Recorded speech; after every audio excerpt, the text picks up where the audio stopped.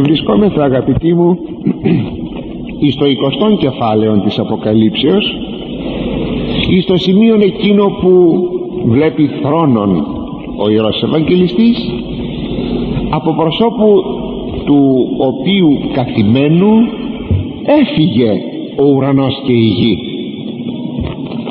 Και ελέγαμε την περασμένη φορά τι να σήμαινε άραγε εκείνη η αναχώρηση του ουρανού και της γης από προσώπου του καθημένου εις των θρόνων.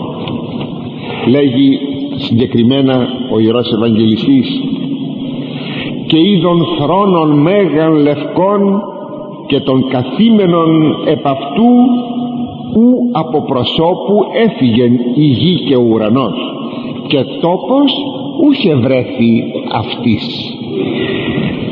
Είδα θρόνο μεγάλων λευκών και κάποιον καθήμενον, από το πρόσωπο του οποίου όταν ενεφανίστη ο ουρανός και η γη έφυγαν, και τόπος δεν βρέθηκε για αυτούς για να πάνε εκεί. Δηλαδή από εκεί που έφυγαν για να πάνε εκεί, άρα δεν υπήρχε τόπος. Τι έγινε ο ουρανός και η γη? Αλήθεια, αγαπητοί μου, σκεφτήκατε ποτέ το μεγάλο αυτό θέμα, το τεράστιο αυτό θέμα που σας είχα ήδη ανακοινώσει την περασμένη φορά? Σας είχα πει ότι θα αναφερόμεθα το σύμπαν ολόκληρο. Τι θα γίνει όταν δηλαδή ο Χριστός θα έρθει στον κόσμο και θα κρίνει τους ανθρώπους, αφού θα γίνει η Ανάσταση των νεκρών, και οι άνθρωποι θα είναι στη Βασιλεία του Θεού. Αυτό το τρομακτικό σύμπαν, το τεράστιο, το απίθμενο, το αχανές, το ασύλληπτο όχι από πλευράς αριθμού, σε μήκος και βάθος και πλάτος, αλλά πώς είναι αυτό το σύμπαν, αν έχει όρια, και αν αυτά τα όρια είναι όρια, είναι πεπερασμένο, είναι άπειρον σύμπαν, αυτό το ασύλληπτο σύμπαν που δεν μπορεί ούτε η ανθρωπίνη σκέψης να το χωρέσει. Αυτό το σύμπαν τι θα γίνει? Θα καταστραφεί? Το σύμπαν από τι έγινε? Έγινε εκ του μηδενός. Είπεν ο Θεός και εγένετο. Μάλιστα εκεί κατά έναν μεγαλοπρεπέστατον τρόπον, όταν ο Θεός την πρώτη ημέρα δημιούργησε το φως, τότε έγινε το σύμπαν, συμπεριλαμβανομένης και της γης.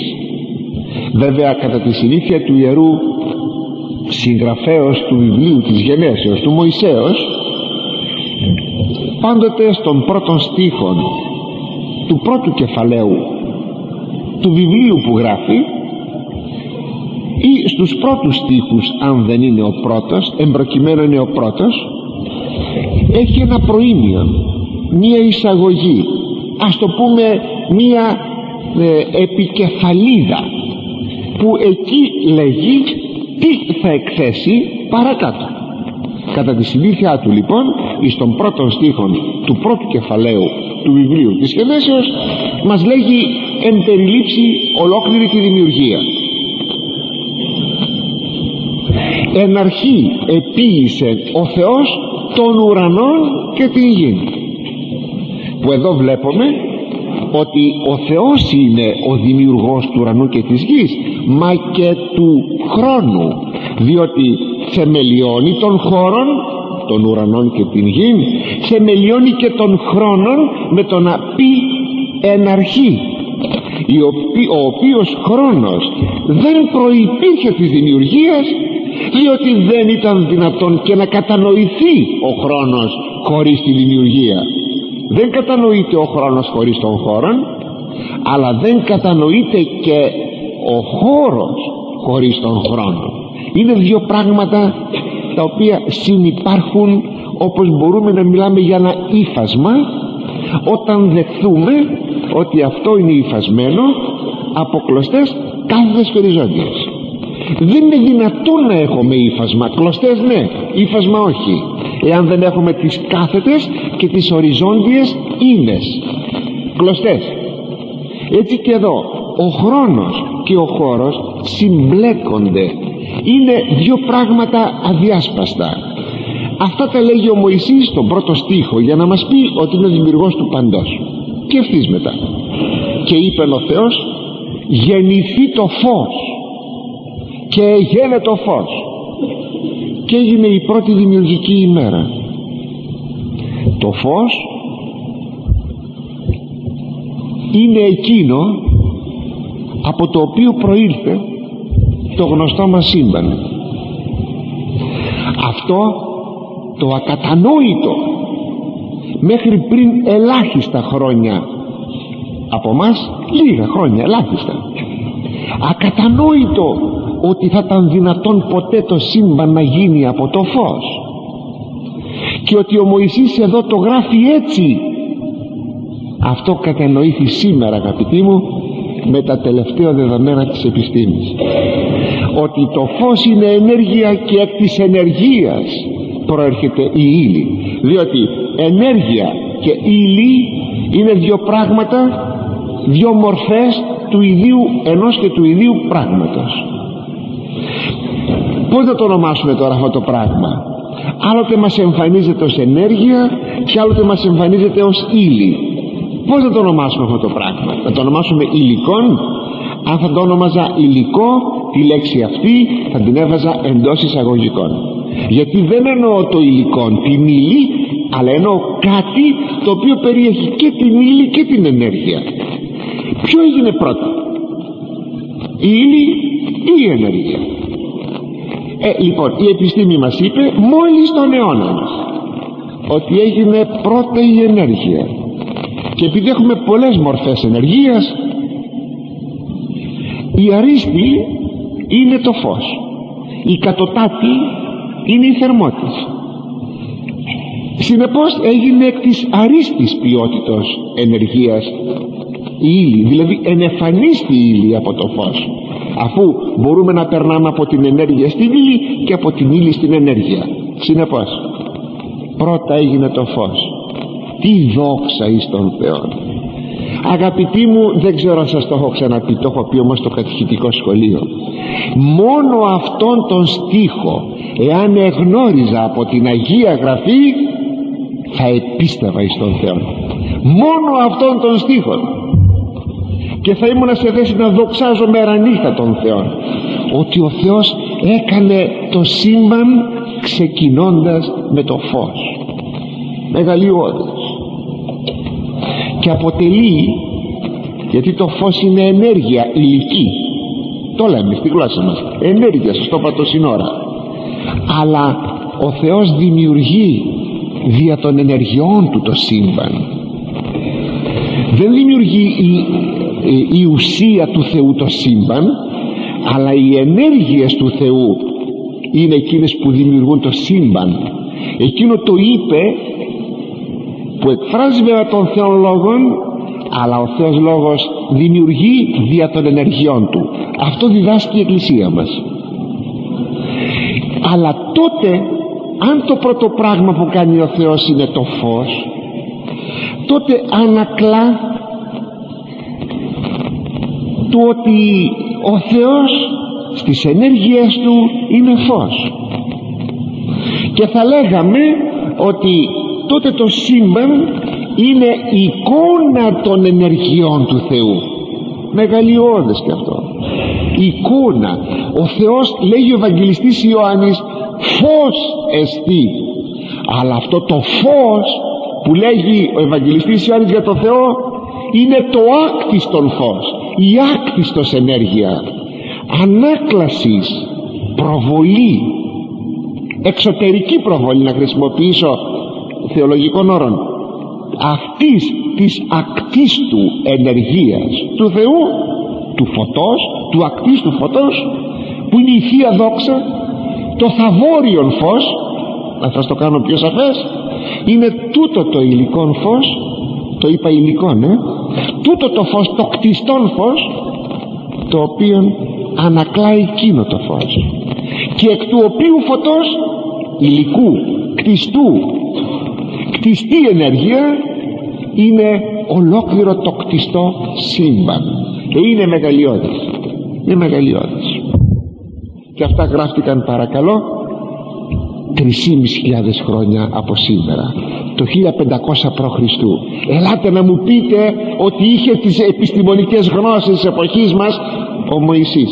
Ελάτε να μου το πείτε αυτό. Και δεν ήταν θεόπνευστος. Ταλέποροι οι ληστέ, ταλέποροι άθεοι, που μπορείτε να μένετε στην απιστία σας, στον υλισμό σας και στην αθεία σας, ταλέποροι, σας ελέγχει αυτή η ίδια η πραγματικότητα. Αγαπητοί μου, με κατανοείτε, είσαστε πιστοί άνθρωποι εσείς και με κατανοείτε, είναι μεγαλειώδη πράγματα. Αυτό λοιπόν το σύμπαν, το καταπληκτικό σύμπαν, το ασύλληπτο, το τόσο μεγάλο, τι θα γίνει? Θα χαθεί? Εκ του μηδενός έγινε. Εκείνο το ο Θεός επίησε, που να σας αναλύσει κανείς μία λέξη, τα έχουμε κάνει στο κατηχητικό σχολείο πέρσι. Επίησε σημαίνει ότι το επίησε δεν είναι από την ουσία του Θεού, είναι κάτι που είναι έξω από την ουσία του Θεού, και συνεπώς δεν υπήρχε τίποτα έξω από την ουσία του Θεού. Να πως βγαίνει αβίαστα ότι ο Θεός δημιούργησε το σύμπαν εκ του μηδενός, ως έκφρασης ότι το σύμπαν είναι εκ του μηδενός. Υπάρχει γραμμένο πάλι στην Παλαιά Διαθήκη, στο στόμα μιας γυναίκας. Θα τη ζήλευε ο Πλάτων, θα τη ζήλευε και ο Αριστοτέλης, θα τη ζήλευαν όλοι οι σοφοί Έλληνες, θα τη ζήλευαν, και το είπε μια γυναίκα, η Σολομονή,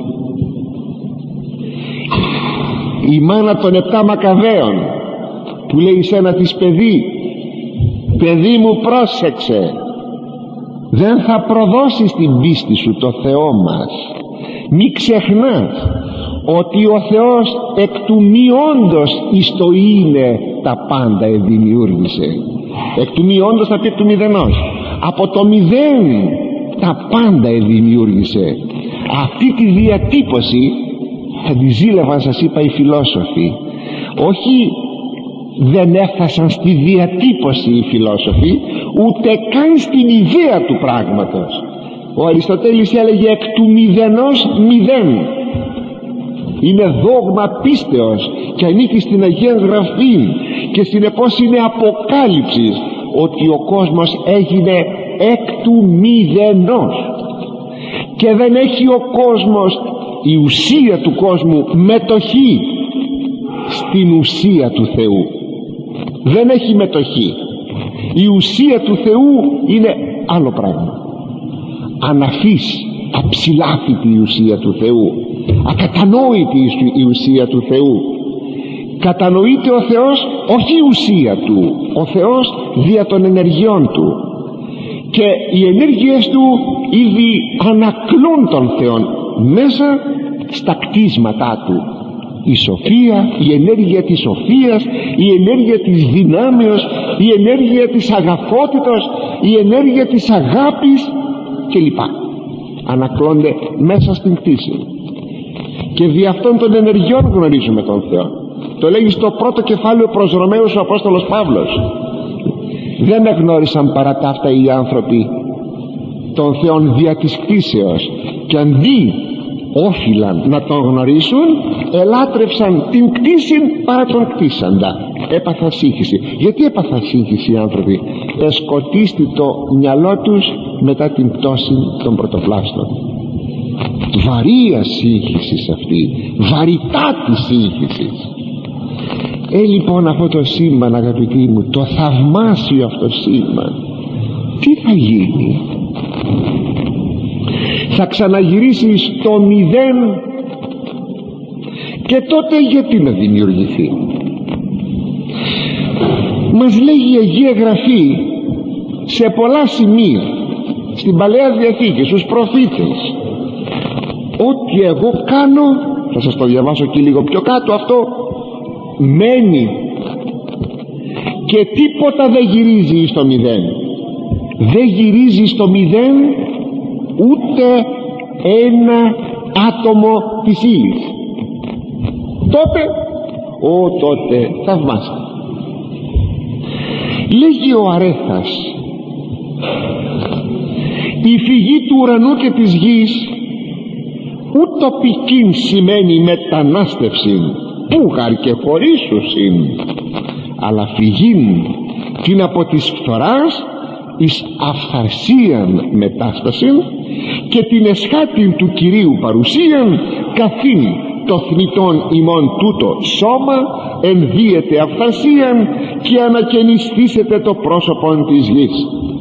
Δηλαδή η φυγή του ουρανού και της γης δεν έχει τοπική μετανάστευση. Δεν φεύγει ο ουρανός και η γη να πάνε κάπου. Πού να πάνε? Πούγαρ και χωρίσουσι. Πού να πάνε? Γι' αυτό λέγει και δεν ευρέθηκε τόπος για αυτά, για τον ουρανό και τη γη. Σημαίνει ότι θα έπρεπε να φύγουν, να πάνε κάπου και μετά εδώ μπροστά να βλέπει τίποτα ο Ευαγγελιστής Ιωάννης. Αυτό το κάπου, δηλαδή κάπου πρέπει να σταθούν.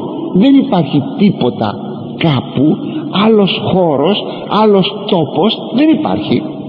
Είναι αυτός το σύμπαν. Τι σημαίνει λοιπόν ότι φεύγει ο ουρανός και η γη? Δεν πρόκειται περί φυγής. Είναι στη θέση του ουρανός, είναι στη θέση της και η γη. Αλλά η φυγή είναι από τη φθορά και την αυθαρσία. Μεθύσταται, μετάσταση λέγει, την από τη φθοράς εις αυθαρσίαν μετάσταση. Μεθύσταται.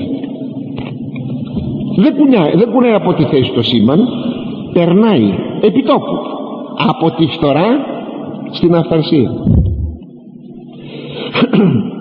Και την εσχάτη, μάλιστα πάνω σε αυτό θα σας έλεγα ότι περνάει από την φθορά στην αυθαρσία. Βεβαίως ήδη ο φυσικός κόσμος δεν έχει φθορά, δεν έχει φθορά. Εάν η ενέργεια, να σας το πω και αυτό, η ενέργεια βέβαια μεταπίπτει σε χαμηλότερα επίπεδα, μη δυνάμενα πλέον να αποδώσουν ενέργεια από το φως, από τον ηλεκτρισμό, μεταπίπτω στο επίπεδο της θερμότητας. Από εκεί πια δεν μπορώ να πάρω τίποτα παρακάτω, αλλά έχουμε αυθαρσία της ενεργείας. Δεν μπορώ να πάρω έργον, αλλά στην πραγματικότητα η ενέργεια δεν χάθηκε. Έργον δεν μπορώ να πάρω. Για να το καταλάβετε, η θάλασσα περικλεί δυνάμεις τρομακτικές. Αν είχαμε τη θάλασσα, αν είχαμε τον θερμαϊκό κόλπο επάνω στην κορυφή του Ολύμπου, πέστε μου τι θα κινούσαμε και τι δεν θα κινούσαμε. Δηλαδή θα παίρναμε ενέργεια, αλλά δεν την έχουμε στην κορυφή του Ολύμπου τη θάλασσα, την έχουμε εκεί που είναι. Δηλαδή όλα τα σημεία της ενεργείας της είναι επί του αυτού επίπεδου και συνεπώς δεν μπορούμε να πάρουμε ενέργεια. Αν την ανεβάσουμε στον Όλυμπο θα καταβάλουμε ενέργεια, και η ενέργεια που θα πάρουμε από το νερό που θα πέφτει ως υδατόπτωσης θα είναι λιγότερη από εκείνη που καταβάλουμε, γιατί έχουμε και την απώλεια εντός εισαγωγικών. Συνεπώς η ενέργεια είναι άφθαρτη, η ύλη είναι άφθαρτη και τα δυο είναι άφθαρτα. Το σύμπαν είναι άφθαρτο, στην πραγματικότητα είναι άφθαρτο. Θα σταματήσουν οι μεταβολές του. Αυτό που θα πει θα περάσει από την φθορά στην αυθαρσία. Λέμε ο άνθρωπος είναι φθαρτός.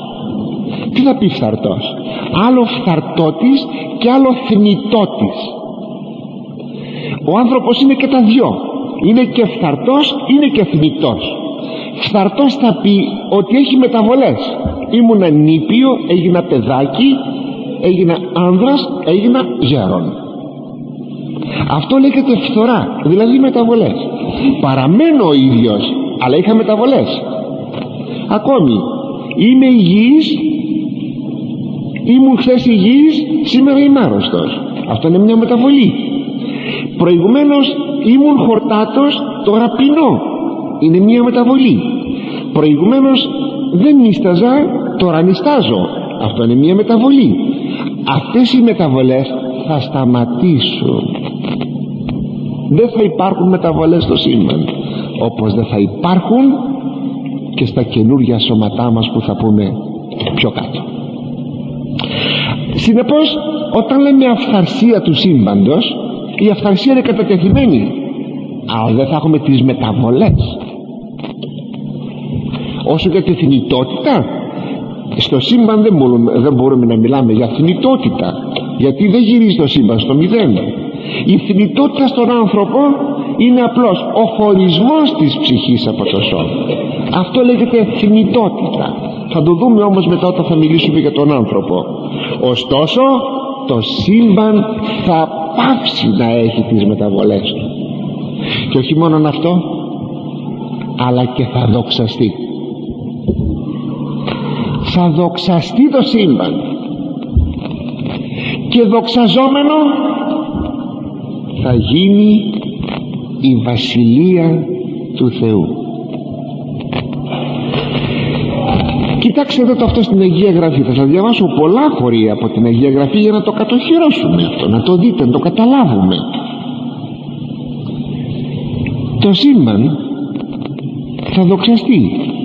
Γιατί? Μα αγαπητοί μου, όταν ο Υιός του Θεού έγινε άνθρωπος, αυτό που προσέλαβε ήταν η ανθρωπίνη φύση, και η ανθρωπίνη φύση στο πρόσωπο του Αδάμ προσελήφθη χούλαβον από της γης ο Θεός. Πήρε τα υλικά στοιχεία, ασβέστιο, άνθρακα, νερό, υδρογόνο 2, οξυγόνο, μαγνήσιο, σίδηρο, χαλκό.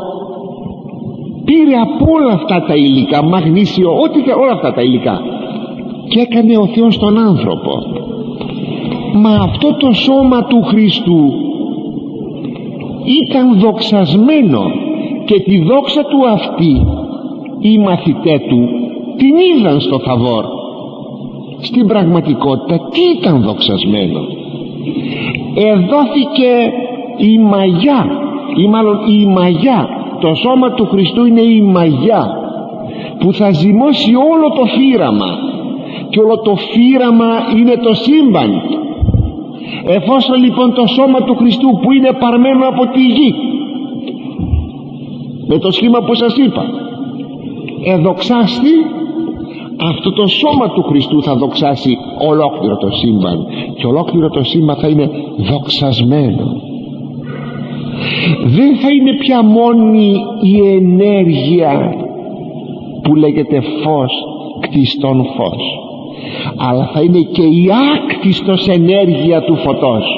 Όταν θα μας αξιώσει ο Θεός να φτάσουμε στο τέλος του βιβλίου της Αποκαλύψεως, που θα παρακαλέσω, φύγανε πια και οι αντίχριστοι και οι δαίμονες, φύγανε. Τώρα από εδώ και πέρα θα μιλάμε για τη Βασιλεία του Θεού. Για τη Βασιλεία του Θεού.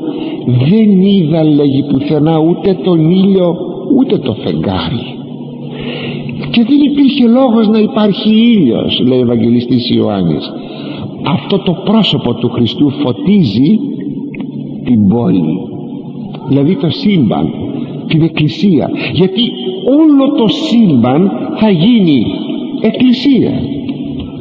Μεγαλειώδες αυτό, ώστε θα έχουμε και την άκτιστον ενέργεια. Ναι, διότι εκείνο το φως της μεταμορφώσεως δεν είχε καμία σχέση με το κτιστόν φως, ήταν το άκτιστον φως. Και ρωτώ, όταν το πρόσωπο του Χριστού πέρα από το σώμα του, γιατί μπορείτε να μου πείτε εμείς οι άνθρωποι θα δοξαστούμε, μάλιστα, πέρα από το σώμα του, τα ημάτια του τι έγιναν? Λευκά, λέγει, ως το φως. Το σημειώνουν οι Ευαγγελιστές αυτό? Τι σημαίνει αυτό? Ότι τα ρούχα του, τα ημάτια του με τείχον δόξης. Ναι, περί αυτού ο λόγος, ότι το σύμπαν που είναι όλα τα άλλα που θα πλαισιώσουν τα παιδιά του Θεού, τους πιστούς, που θα δοξαστούν και αυτό θα δοξαστεί.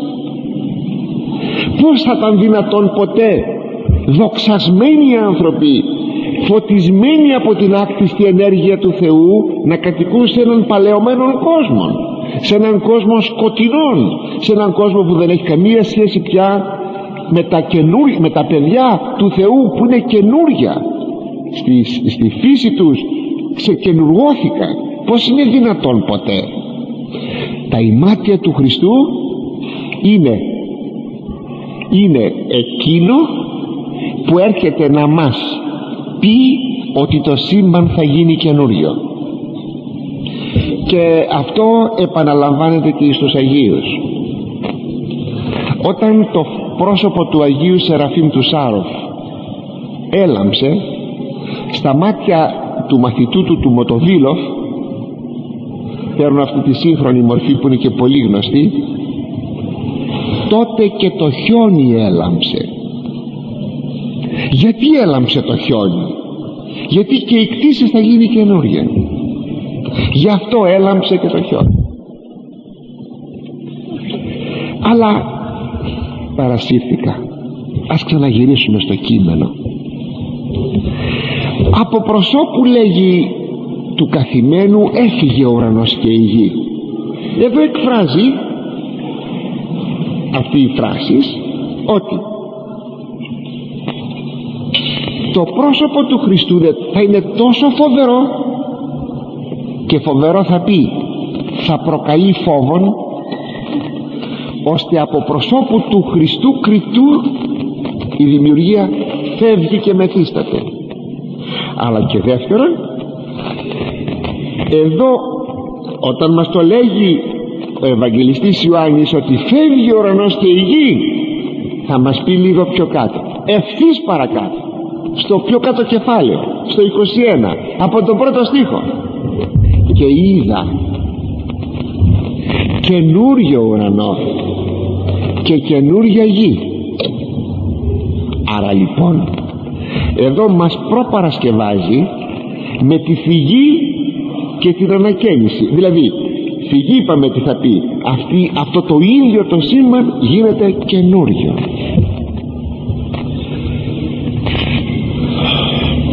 Μάλιστα σημειώνει ως εξής: είδον ουρανών καινών και γη καινήν, ο γάρ πρώτος ουρανός και η πρώτη γη απήλθον.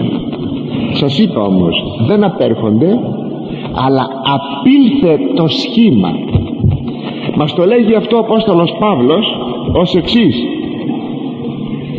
παράγει το σχήμα του κόσμου τούτου. Δεν λέγει παράγει ο κόσμος, αλλά παράγει το σχήμα του κόσμου. Και το σχήμα είναι το γνωστό μας σχήμα, αγαπητοί. Ποιο σχήμα? Έχουμε δύο κόσμους. Είναι ο κόσμος ο υλικός που εμφανίζεται σφαιροειδής. Η γη μας είναι σφαίρα, ο ήλιος είναι σφαίρα, η σελήνη είναι σφαίρα και όλοι οι αστέρες είναι σφαίρες. Το σύμπαν ολόκληρο έχει τη σφαιροειδή μορφή στο περιεχόμενο του τουλάχιστον. Αυτό το σφαιροειδές σχήμα του σύμπαντος θα αλλάξει. Θα πει ο Ευαγγελιστής Ιωάννης, δεν είδα τον ήλιο, δεν είδα τη γη. Γιατί θα έχει αλλάξει το σχήμα του σύμπαντος. Ακατανόητο, δεν το πιάνει το μυαλό μας. Όση φαντασία και αν διαθέσουμε, είναι ακριβώς αυτό που είπε ο Απόστολος Παύλος, επί καρδίαν ανθρώπου. Δεν ανέβηκε ποτέ, δηλαδή καμιά επιθυμία δεν δημιουργήθηκε τέτοια. Μάτια δεν είδαν, αυτιά δεν άκουσαν εκείνα που ο Θεός έχει ετοιμάσει σε εκείνους που τον αγαπούν. Λοιπόν, λέγει, αγαπητοί μου, ο Απόστολος Παύλος, ότι παράγει το σχήμα του κόσμου τούτου, εννοεί η μορφή του, και όπως σας εξήγησα είναι η σφαιροειδής μορφή. Είναι και κάτι άλλο στο σύμπαν, είναι η βιολογική νόμη. Αυτό που βλέπουμε, άστε τα ζώα και τα φυτά, αυτά θα φύγουν όλα. αυτά δεν θα ξαναζήσουν, θα γίνει καινούριος ο κόσμος. Μόνο ο άνθρωπος θα ζήσει. Ο άνθρωπος έχει τη βιολογία του, είναι οι βιολογικοί νόμοι, αλλά και οι βιολογικοί νόμοι θα καταργηθούν, διότι στη Βασιλεία του Θεού μας είπε σαφέστατα ο Χριστός, ούτε παντρεύονται ούτε νυμφεύονται. Δεν υπάρχει ο γάμος, δεν υπάρχει. Ο γάμος τίμιος, λέγει ο Απόστολος Παύλος, και οικίτη αμίαντος. Τίμιος ο γάμος εν πάση και οικίτη αμίαντος. Πόρνους δε και μοιχούς κρινεί ο Θεός, αλλά είναι τίμιος ο γάμος. Μην τον κάνουμε είδωλο, αγαπητοί μου, μην τον κάνουμε είδωλο των γάμων. Είναι σχήμα του παρόντος αιώνας. Οι δύο σύζυγοι όταν θα βρεθούν στη Βασιλεία του Θεού δεν θα είναι σύζυγοι, αλλά θα είναι αδελφοί.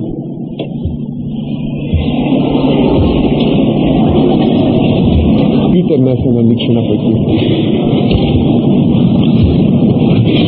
Μέσα δεν ακούνε. Ότι θα αλλάξει το σύμπαν. Αλλά για να δούμε μερικές κατοχυρώσεις του θέματος. Καταρχάς να σας πω μία θαυμασία διατύπωση πάνω στο θέμα αυτό που έχει ο Άγιος Ειρηναίος, επίσκοπος Λιώνος. Προσέξτε την, είναι αληθινός θησαυρός αυτό το κομμάτι που θα σας διαβάσω. Ούγαρη υπόστασης ουδέ η ουσία της κτίσεως εξαφανίζεται. Δηλαδή εδώ είναι μια δυσκολία να αποδώσουμε την υπόσταση και την ουσία. Ή είναι εν διαδίην, είναι το ίδιο πράγμα, ή είναι κάτι διαφορετικό, γιατί η λέξη ουσία και η λέξη υπόσταση μέσα στην ιστορία της γλώσσης έχει πάρει πολλές σημασίες. Είναι τρομερή η δυσκολία να αποδώσουμε την αληθή έννοια των λέξεων υπόσταση και ουσία εδώ στον Άγιο Ειρηναίο. Τρομερή δυσκολία, τόσο τρομερή, εδώ επιτρέψατε μου μια μικρή παρένθεση, ώστε είναι εκείνο που τελικά πάνω στο δόγμα της Αγίας Τριάδος χώρισε την Ανατολή με τη Δύση, διότι η λατινική γλώσσα αλλιώς εκκινεί το πάνω στο θέμα υπόσταση και ουσία, αλλά και η ελληνική το ίδιο, διότι η λέξη υπόσταση σημαίνει ουσία. Μετά όμως χρησιμοποιήθηκε και η λέξη ουσία για να εκφράσει αυτό που λέμε ουσία. Στην πρώτη Οικουμενική Σύνοδο επί παραδείγματι η λέξη υπόστασης χρησιμοποιήθηκε με την έννοια πρόσωπον. Ας είναι, ας το αποδώσω έτσι. Ούτε η δομή ούτε η ουσία της κτίσεως εξαφανίζεται. Δεν εξαφανίζεται η ουσία της κτίσεως. Αληθής γάρ και βέβαιος ο συστησάμενος αυτήν, διότι εκείνος που την δημιούργησε αληθής και βέβαιος. Δεν υπαναχωρεί ο Θεός να επαναφέρει στο μηδέν τη δημιουργία του, αλλά το σχήμα παράγει του κόσμου τούτου, αλλά το σχήμα περνάει τούτου του κόσμου του τέστην, δηλαδή ενής παράβασης γέγονεν ότι επαλαιώθη ο άνθρωπος εν αυτής. Δηλαδή μέσα σε αυτόν τον κόσμο, μέσα σε αυτά τα σχήματα δημιουργήθηκε η παράβαση των πρωτοπλάστων και ο άνθρωπος παλαιώθηκε, και δια τούτο το σχήμα τούτο πρόσκαιρον εγένετο, προειδότος τα πάντα του Θεού. Το σχήμα, ποιο σχήμα? Το σφαιροειδές του σύμπαντος έγινε πρόσκαιρον, και ο γάμος πρόσκαιρον σχήμα, διότι ο Θεός προεγνώριζε ότι οι πρωτόπλαστοι θα αμάρταναν και θα εισήγετο ο θάνατος, και δια να μην απολεσθεί δια του θανάτου η δημιουργία του, οικονομεί τον γάμον ο Θεός. Εδώ μια απάντηση. Γιατί άραγε ο όγκος της γης μας είναι τόσο μικρός και οι άνθρωποι τρώγονται πάνω στη γη για ζωτικών χώρων. Συνοστίζονται τώρα 4,5 δισεκατομμύρια άνθρωποι και λένε ότι ύστερα από μερικές κάνα 2-3 δεκαετίες θα μετά 10 δισεκατομμύρια άνθρωποι, εκτός και αν πέσει καμιά τίποτα βόμβες και δεν υπάρχουμε. Και τι θα γίνουμε? Θα τρώγει, λέει, ο ένας τον άλλον. Και αναρωτιόμαστε, γιατί ο Θεός έκανε τόσο μικρό τον πλανήτη μας και τόσο περιορισμένο, ενώ μπροστά μας είναι ένα ακατοίκητον τουλάχιστον το δικό μας πολιτικό σύστημα, αλλά είναι ολόκληρο το σύμπαν. Σας λέω όμως το δικό μας πολιτικό σύστημα που είναι διαπιστωμένο αυτό, ακατοίκητον αχανές σύμπαν. Γιατί να κάνει τόσο μικρή τη γη μας? Απλούστατα, εδώ είναι η απάντηση, ότι δεν είναι μόνιμος κάτοικος ο άνθρωπος πάνω στη γη. Πού είναι ο Μάλθος και η θεωρία του και ο νεομαλθουσιανισμός να λέγουν ότι οι τροφές της γης αυξάνουν κατά αριθμητική πρόοδον, οι δε γεννήσεις κατά γεωμετρική πρόοδον, και συνεπώς θα φτάσουμε να πεινάσουμε. Αυτό δεν είναι αληθές, διότι η γη μας ακόμα έχει πολλές δυνατότητες, μα όσες και να έχει, το θέμα είναι ότι το σχήμα της γης μας είναι πρόσκαιρον. Ο Θεός μέσα στην απέραντη σοφία του που βλέπουμε τι σοφά είναι όλα, θα έκανε αυτό το μεγάλο λάθος να βάλει τον άνθρωπο επάνω στη γη και να συνοστίζεται? Δεν είναι εκεί το θέμα όμως, γιατί αν υπήρχε θέμα ζωτικού χώρου, τότε γιατί ο Κάιν σκότωσε τον Άβελ? Ήτανε θέμα ζωτικού χώρου, δεν τους χωρούσε αυτούς τους 4 ανθρώπους στη γη. Είναι η κακία. Όχι 10 δισεκατομμύρια να γίνουμε, 50 δισεκατομμύρια να γίνουμε πάνω στη γη. Εάν έχουμε αγάπη οι άνθρωποι, θα ζήσουμε. Αλλά είναι άλλα τα κίνητρα και τα ελευθερία που κάνουν τον άνθρωπο να μην μπορεί να χωρέσει πάνω στη γη. Όπως και να έχει το πράγμα κατά την ευθύγραμμον ερμηνεία της ιστορίας, όχι την κυκλική που πιστεύει η φιλοσοφία, και όλοι οι φιλόσοφοι και οι κοινωνιολόγοι βλέπουν την ιστορία κυκλική, επαναλαμβανωμένη και ατελεύτητον. Η ιστορία είναι ευθύγραμμη και θα κλείσει, θα τελειώσει η ιστορία, και θα τελειώσει με τη Δευτέρα του Χριστού παρουσία. Γι' αυτό έγινε μικρή η γη μας, γι' αυτό το λόγο. Λοιπόν, λέγει εδώ ο Άγιος Ειρηναίος στη συνέχεια, και δια τούτο το σχήμα τούτο πρόσκαιρον εγένετο, προειδότος τα πάντα του Θεού, παρελθόντος δε του σχήματος τούτου, όταν θα περάσει αυτό το σχήμα, και ανανεωθέντος του ανθρώπου, αφού ο άνθρωπος θα γίνει καινούριος με την Αναστασή του, και ακμάσαντος προς την ευχαρσία ο άνθρωπος, ώστε μη και τη δίνεστε πέρα παλαιοθήνε, που να μην μπορεί πια να παλιώσει και να πεθάνει και να φέρει ο άνθρωπος, έστε θα είναι ο ουρανός κενός και η γη κενή. Καινούριος ουρανός, καινούρια γη. Εν της κενής αναμενεί ο άνθρωπος, στα καινούρια θα μείνει ο άνθρωπος, αεί κενός, πάντα καινούριος και προσομιλών το Θεό και κάνοντας συντροφιά με το Θεό. Αλλά σας είπα όμως ότι πρέπει, αγαπητοί μου, να το κατοχυρώσουμε το θέμα αυτό και αγιογραφικά. Εξάλλου αγιογραφικά μιλάμε προηγουμένως, όταν σας ανέφερα στο βιβλίο της Αποκαλύψεως. Αγία Γραφή είναι, αλλά και άλλα χωρία. Αυτό για να μπορέσουμε να το εδραιώσουμε μέσα μας. Ο 101 ψαλμός, στίχος 26-27 λέγει: καταρχάς, εν αρχή επίησεν ο Θεός των ουρανών και την γην, καταρχάς Συ Κύριε την γίνε θεμελία σας, και έργα των χειρών σου εισήν οι ουρανοί.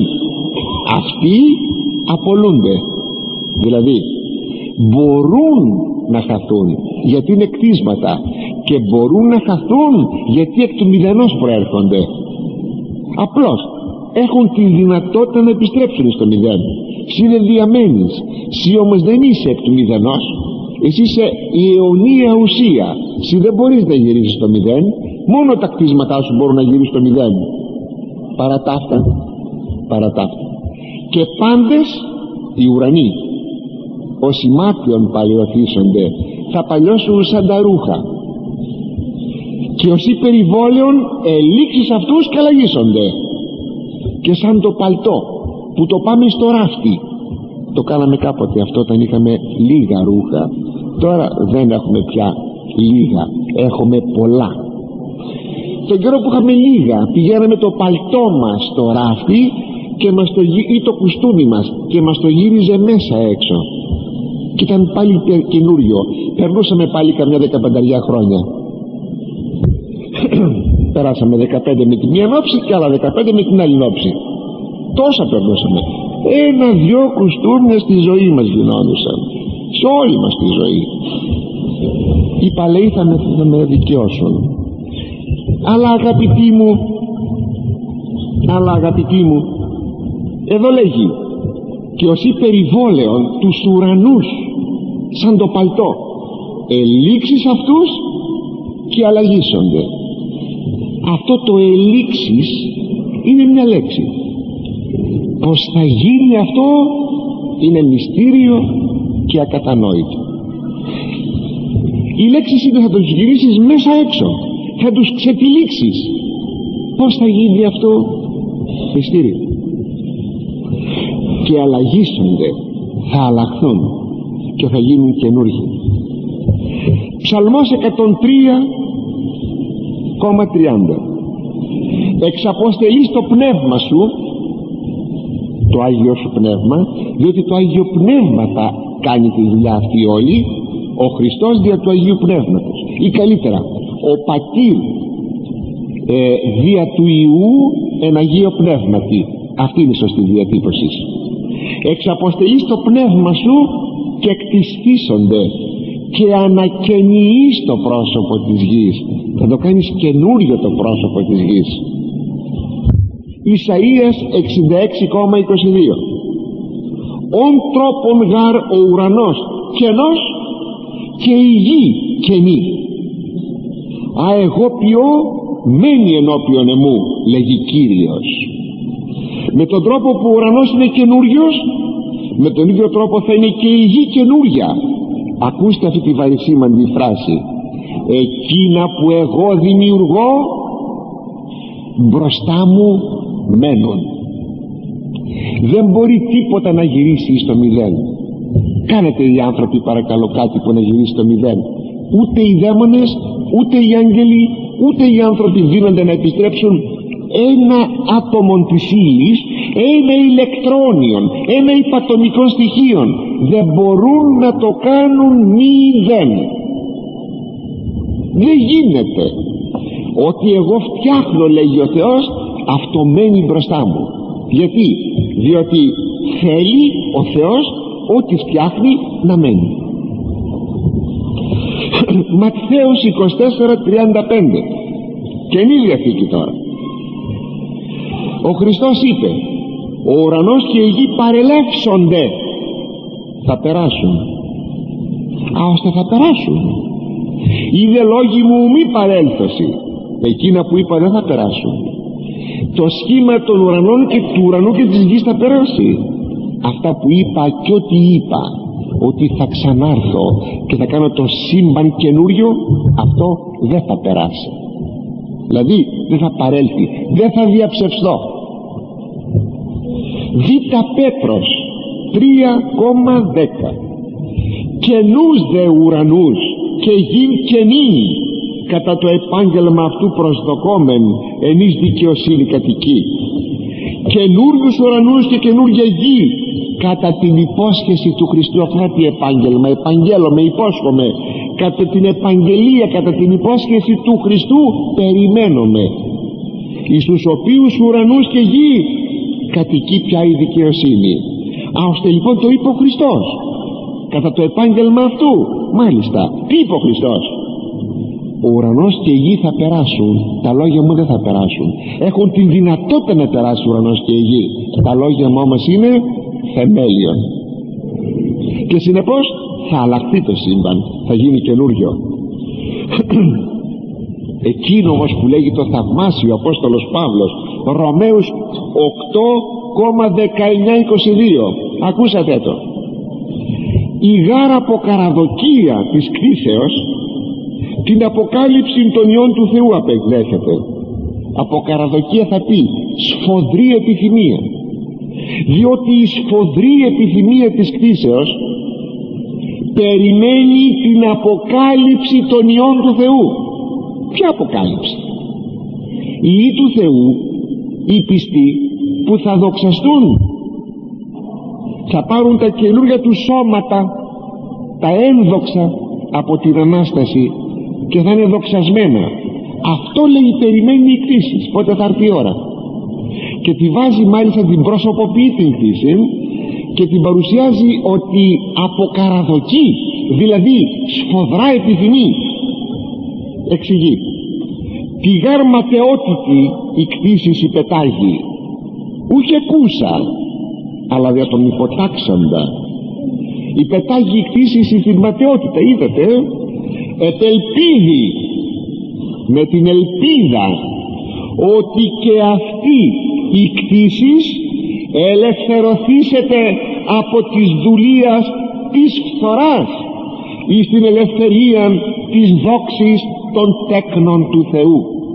Με την ελπίδα ότι και αυτή θα περάσει θα φύγει από την δουλεία της φθοράς και θα ελευθερωθεί και θα βρεθεί μέσα στην ελευθερία της δόξης των τέκνων του Θεού. Με πόση σαφήνεια! Είδαμε γάρ, γιατί γνωρίζομαι ότι πάσα η κτήσης συστενάζει και συνοδύνει άχρη του νύμη.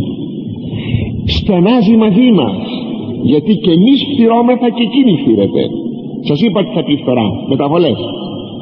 Στενάζει και πονάει μαζί μας μέχρι αυτή τη στιγμή, και δηλαδή μέχρι που να έρθει ο Χριστός ξανά στον κόσμο αυτόν. Βλέπετε, ας πούμε, τα ζώα υποφέρουν, τα πουλάκια κρυώνουν το χειμώνα με το χιόνι, βλέπετε τα φυτά να ξεραίνονται σε μια ξηρασία. Ο πιστός, ο θεολογικός άνθρωπος, ξέρετε τι λέγει? Θεέ μου, συγχώρεσέ μας, εμείς οι άνθρωποι γινήκαμε η αιτία τα ζώα να υποφέρουν και τα φυτά. Εμείς, εγώ ο άνθρωπος φταίω, εγώ, διότι τα ζώα και η φύση ολόκληρη ακολουθεί τον άνθρωπο. Είδατε τι λέγει εκεί ο Θεός στον κατακλυσμό? Θα απαλείψω κάθε άνθρωπον από το πρόσωπο της γης και κάθε κτήνος, από πουλί μέχρι ερπετό. Γιατί θα απαλείψει τα ζώα? Αυτά αμάρτησαν? Ακολουθούν τον άνθρωπο στη φθορά. Ο Νόε είναι δίκαιος και τον βάζει μέσα στην Κιβωτό. Ακολουθούν τον Νόε κάποια ζώα. Συνεπώς κάποια ζώα χάνονται με τους ανθρώπους που χάνονται, γιατί έπρεπε να χαθούν. Κάποια άλλα ζώα σώζονται γιατί σώζεται ο Νόε και τα παιδιά του. Η κτήσης ακολουθεί, όπως βλέπετε, με άλλα λόγια, τον ίδιο τον άνθρωπο. Πιστεύω, αγαπητοί μου, το καταλάβαμε πια ότι η κτήσης θα ανακαινιστεί, θα γίνει καινούρια, θα γίνει η Βασιλεία του Θεού. Και επανέλθω και θα σας πω, όσα σχήματα υπάρχουν στον παρόντα αιώνα είναι παροδικά. Ο γάμος σχήμα είναι, ο πλούτος σχήμα είναι, η ιδιοκτησία σχήμα είναι. Απόδειξη ότι το λέγει ωραία προς Εβραίους ο Απόστολος Παύλος: τίποτα δεν παίρνουμε μαζί μας, γιατί και τίποτα δεν φέραμε στον κόσμο. Τίποτα δεν φέραμε στον κόσμο, τίποτα δεν παίρνουμε. Τι έλεγε ο Ιώβ? Γυμνός μπήκα στον κόσμο αυτόν, από την κοιλιά της μάνας μου, χυμνός και θα φύγω, δεν έχω τίποτα να πάρω. Σχήμα είναι. Αλλά ελάτε όμως που τα σχήματα αυτά, αγαπητοί μου, ελάτε που τα σχήματα αυτά τελικά ή θα μας στείλουν στη βασιλεία του Θεού ή θα μας στείλουν στην κόλαση, και εξαρτάται από τη χρήση που θα κάνουμε των σχημάτων αυτών. Τα σχήματα καθεαυτά δεν είναι ούτε καλά ούτε κακά. Η στάση μας, η χρήση των σχημάτων αυτών καθορίζει αν τελικά θα αποβεί σε καλό ή κακό. Γι' αυτό γράφει ο Απόστολος Παύλος, Α Κορινθίους 7,29-31, οι έχοντες γυναίκας ως μη έχοντες όσοι, να είναι σαν να μην είχαν γυναίκες, όχι με την έννοια να μην τις αγαπούν, γιατί ο ίδιος ο Απόστολος λέει να αγαπάει ο άνδρας τη γυναίκα του, να την αγαπά όπως αγαπά την ίδια του τη σάρκα. Όχι με την έννοια αυτή, αλλά με την έννοια που λέγει εκείνη άλλη παραβολή, στο κάλεσμα του μεγάλου δείπνου, και το μεγάλο δείπνο είναι η βασιλεία του Θεού. Να μην πάρει την απάντηση ο ουρανός, ο Θεός, η βασιλεία, γυναίκα έγιμα ουδή να με ελθύν, παντρεύτηκα, δεν μπορώ να έρθω. Αδελφέ μου, σε εμποδίζει η γυναίκα σου για να πας στη βασιλεία του Θεού? Μα γι' αυτό έκανε ο Θεός την Εύα, και να σε βοηθήσει να πας στη βασιλεία του Θεού. Τώρα σε εμποδίζει να πας στη βασιλεία του Θεού. Με αυτή την έννοια, οι δε έχοντες γυναίκας ως μη έχοντες, και οι κλαίοντες ως μη κλαίοντες. Και αυτοί που κλαίνε, είτε γιατί έχουν φτώχεια ή έχουν πένθος ή έχουν μια αρρώστια και πονούν, να ζουν σαν να μην κλαίγανε. Περνάει ο κόσμος, περνάει, θα περάσουμε. Και οι χαίροντες ως μη χαίροντες. Τι σου χαρίσαν, αδελφέ μου? Σπίτι, αυτοκίνητο, λεφτά? Χαίρεσαι? Τι χαίρεσαι? Σαν να μη χαίρεσαι. Θα βλέπεις τα πράγματα που θα σε αφήνουν αδιάφορο. Και οι αγοράζοντες ως μη κατέχοντες. Στο σχήμα τούτου του κόσμου θα πουλήσουμε και θα αγοράσουμε. Θα πάρουμε χρήματα, θα πάρουμε μισθό και θα δώσουμε μισθό. Μέσα σε αυτή τη δοσοληψία των χρημάτων, αναμφισβήτητα, θα πάρουμε χωράφι, θα πάρουμε σπίτι, θα πάρουμε μαγαζί, πάρουμε αυτοκίνητο. Οι αγοράζοντες ως μη κατέχοντες θα είναι τέτοια η χρήση των χρημάτων που δεν θα είναι κατοχή. Δηλαδή αγόρασα, νομικά έχω το σχήμα ότι είμαι ιδιοκτήτης, αλλά να μην κολλάω την καρδιά μου εκεί. Μην κάνω το αυτοκίνητο φερρυπίν είδωλο. Το πλένω, το καθαρίζω, το ξαναπλένω, δεν αφήνω να κουμπίσει κανείς για να μην μου λερώσει, να το βάλω στο κουτί, να το βλέπουν ακέραιο. Είδωλο, αδελφέ, να κάνεις το αυτοκίνητό σου. Το αυτοκίνητο για να σε εξυπηρετήσει. Δεν θα θέλω να σου πω να το πετάς από εδώ και από εκεί. Θα το πλύνεις, θα το καθαρίσεις. Μη κολλάς την καρδιά σου όμως. Μη την κολλάς την καρδιά σου εκεί. Οι αγοράζοντες ως μη κατέχοντες, και οι χρώμενοι το κόσμο τούτο ως μη καταχρώμενοι, και αυτοί που κάνουν χρήση τούτου του κόσμου. Και η χρήση τούτου του κόσμου δεν είναι παρά διαμέσου του πολιτισμού. Θα μπορούσαμε να το πούμε με τούτη την έκφραση: αυτοί οι οποίοι χρησιμοποιούν τον πολιτισμό της εποχής τους ως μη καταχρώμενοι, μη κάνουν κατάχρηση του πολιτισμού, απλώς χρήση του πολιτισμού. Μη γίνουν δούλοι του πολιτισμού, μη γίνει ο πολιτισμός είδωλον, αλλά απλώς υπηρέτης τις ανάγκες μας. Θα ανάψω το ηλεκτρικό, θα μπω βέβαια στο αυτοκίνητο, θα έχω ένα καλό σπίτι να ζεσταθώ, να είναι ζεστό και τα λοιπά. Μη κολλάω όμως εκεί την καρδιά μου. Αυτά, έτσι, να ζήσουμε απλά. Προσέξτε με, απλά. Παράγει γάρ το σχήμα του κόσμου τούτου, το αιτιολογεί, διότι το σχήμα περνάει, φεύγει, και στη θέση του θα στηθεί η βασιλεία του Θεού.